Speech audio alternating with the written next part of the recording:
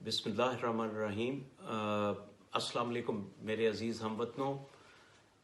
मैं आज एक बार फिर आपसे मुखातिब हूँ और आपको बताना चाहता हूँ कि इटली की हुकूमत ने लॉकडाउन में 3 मई तक इजाफ़ा कर दिया है और अभी जो मौजूदा कवानीन हैं इस बंदिश के वो फिर से लागू हो गए हैं।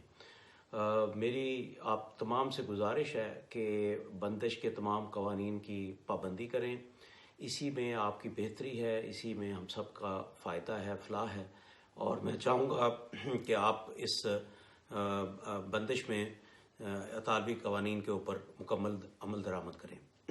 इसके साथ साथ मैं आपको ये भी बताना चाहता हूँ कि जो इटली में कोरोना वायरस की वबा फैली हुई है, इसमें बतदरीज कमी आ रही है और हालात पहले से कुछ बेहतर हुए हैं और उम्मीद है कि अगर इसी तरह से इसमें बतदरीज कमी आती रही तो इसके बाद 3 मई के बाद शायद इसमें मज़ीद इजाफ़ा बंदिश में ना किया जाए। जो ही ये बंदिश ख़त्म होगी तो उसमें इतालवी हुकूमत अपने तरीके के मुताबिक उसमें फिर नई हदायत देगी। उन हदायत में जो बज़ाहिर नज़र आ रहा है कि सबसे पहले जो नौजवान लोग हैं और जो ऐसे जगहों पे काम कर रहे हैं जो कि इनके ख़्याल में ज़रूरी हैं कि उनको शुरू कर दिया जाए, तो उन बिज़नेसेस को, उन कामों को वो इजाज़त देंगे। तो बहरहाल इसमें जो भी इतालवी कवानीन हैं, इतालवी हुकूमत के जो फ़ैसले हैं, मेरी आपसे अपील है कि आप उसको फ़ॉलो करें।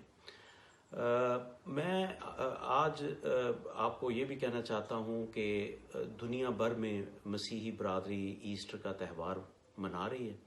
इस मुनासबत से मैं पाकिस्तान में, इटली में, तमाम दुनिया में मसीही बरादरी को इस त्यौहार की मुबारकबाद देता हूँ।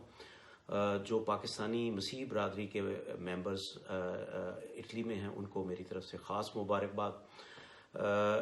आप जब भी बाहर निकलें तो इतालवी ज़ुबान में कम से कम बोना पास्का ज़रूर कहें अपने पड़ोसियों को, अपने जानने वालों को जो आपके इर्द गिर्द रह रहे हैं।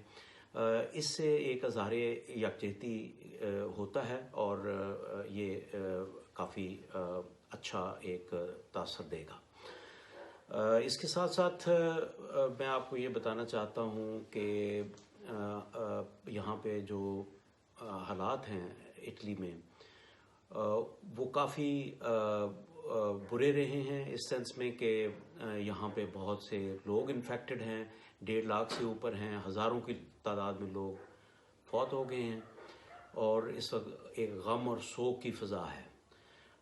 हम सब इटली के इस गम में, इस सोग में उनके बराबर के शरीक हैं और आपको भी चाहिए कि अपने इर्द गिर्द जो आपके इतालवी लोग हैं उनके साथ इज़हार यकजहती करते हुए उनके गम और सोग में शामिल रहें। बदकिस्मती से कुछ पाकिस्तानी बरादरी के लोगों को भी कोरोना वायरस हुआ है और चंद एक उसमें से बदकिस्मती से वफ़ात पा गए हैं।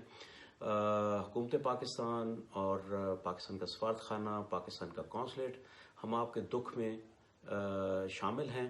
हमें एहसास है कि ये एक बहुत तकलीफ़ दह सूरत हाल है, लेकिन यह है कि इंशाअल्लाह जल्द ही इसमें बेहतरी आएगी और जो है इटली फिर से नॉर्मल हालात की तरफ चला जाएगा। इसके साथ साथ मैं ये भी बताना चाहता हूँ कि ये जो बंदिश है ये जब ख़त्म होगी तो कौंसलेट फिर से अपने मामूल के फ़राइज़ अंजाम देने के लिए तैयार हो चुका है। हमें पता है कि आप में से बहुत से लोगों के पासपोर्ट्स ख़त्म हो चुके हैं, बहुत से कागज़ात की आपको इस वक्त ज़रूरत है, लेकिन बंदिश की वजह से आप लोग यहाँ पे कौंसलेट तक पहुँच नहीं पा रहे। तो जो भी सूरत हाल हो, जैसे ये बंदिश ख़त्म होगी तो कौंसलेट का जो स्टाफ है वो आपकी खिदमत के लिए तैयार होगा।